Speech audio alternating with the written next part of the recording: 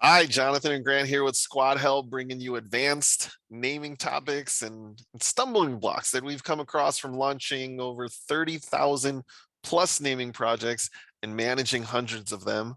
Today's topic is the Oedipal Complex. Grant?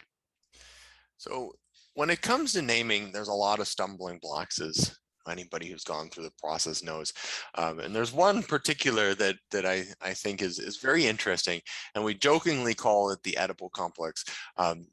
It's about what people do oftentimes is they look back at the people who were very successful in their industry, and oftentimes those people were very early on in the industry itself. Mm, And what that gives you is the advantage of a lot of being able to choose from a lot of the really prime names. So what mm, you'll see in any industry is a lot of the first people will take some of the very common names. Very common names are, um, you know, major geographical, places. They're the presidents and the leaders of countries. They mm, are, all these famous things throughout history, famous places. They right. become names over and over and over again. Hmm. And you'll see them, you go to real estate and then you go to insurance and then you go like, so many, especially preeminent industries, all of them will have a Hamilton somewhere. I guarantee it. Right. All of them have Washington, Right. all of them have Everest, no questions asked, that these type of names will get taken.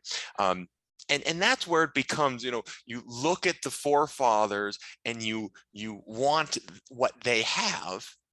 And unfortunately, there's this thing called trademark, which says that you can't have it. Right. Um, so in e-commerce, you have Amazon.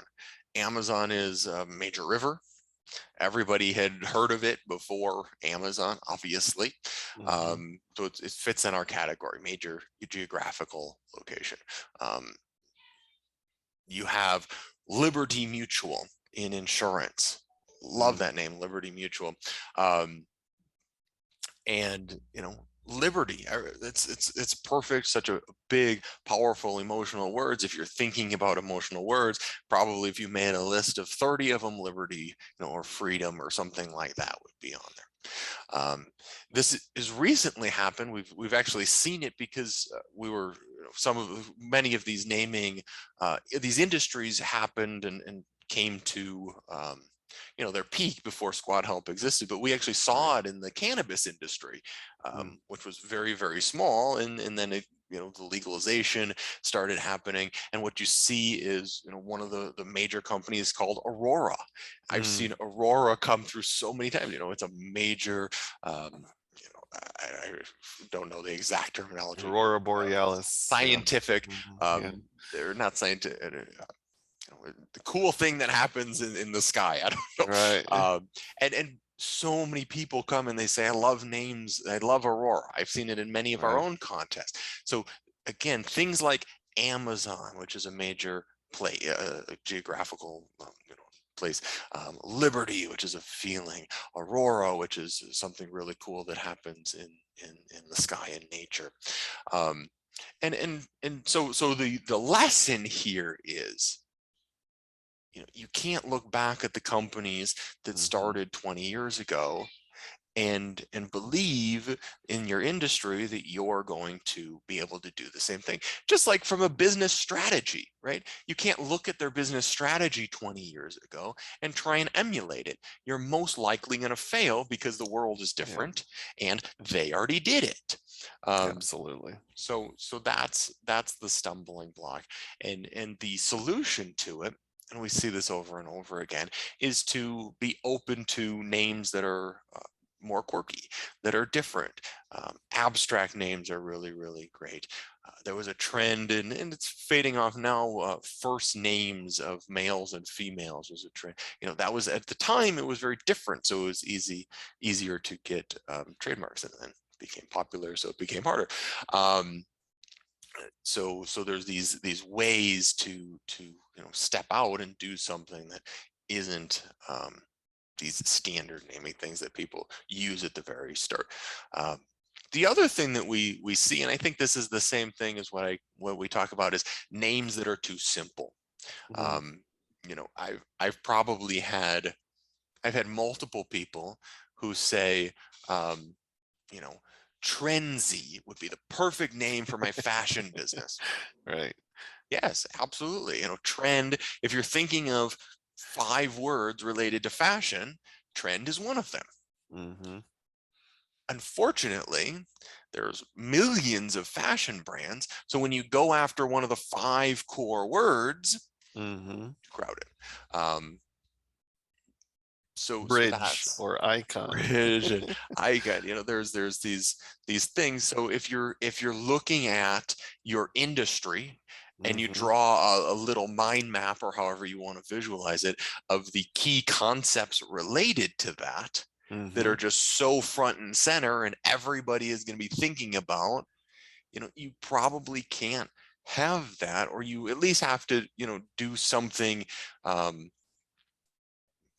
something smart with it, add another word to the front so that that is very unique. So if you took trend and put something highly unique in front of it, Mhm. um, the, There you go. I'm not a trademark attorney, but what I understand is the trademark office is going to like that, and it's going to work a lot better. If you're an agency and you want to put grow in your name, that's fine, but you're Right. probably not going to be grow.com.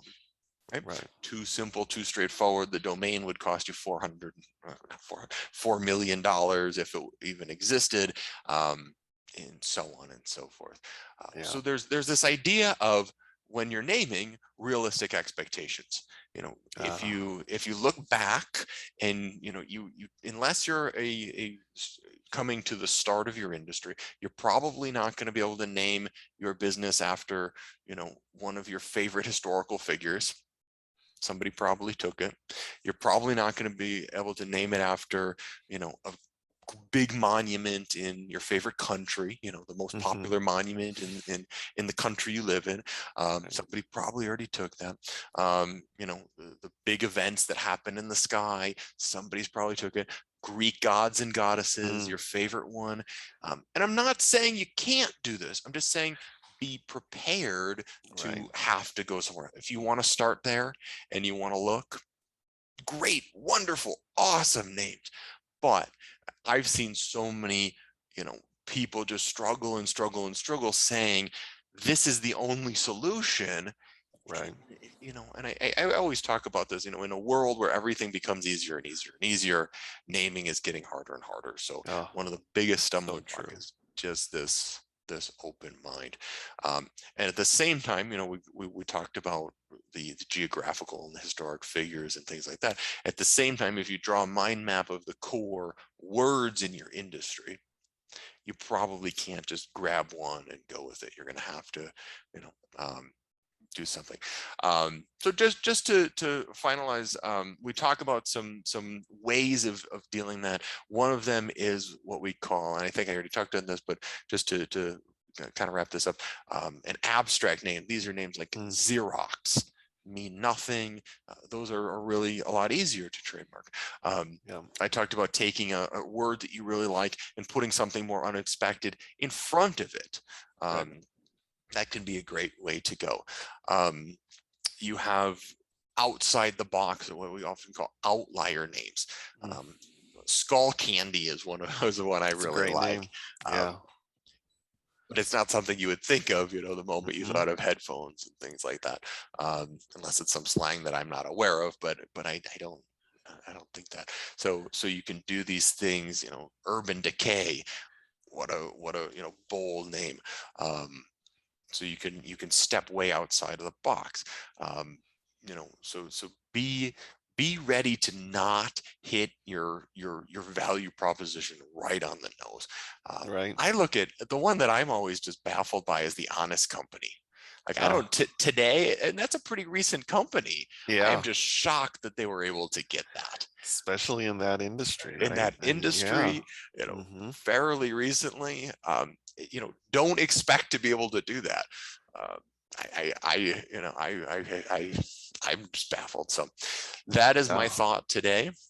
Um, I think that's great, Grant. I think once a week at least I hear people, having that stumbling block. And I think what you said is if you create that mind map with those key concepts around that industry and stay away from that, Right. you're in good shape and find something like a Xerox. So You're one great, step great. closer to not being super frustrated. Yeah, absolutely. Good stuff. Well, thank you again, Grant, and we look forward to seeing you all in the next video.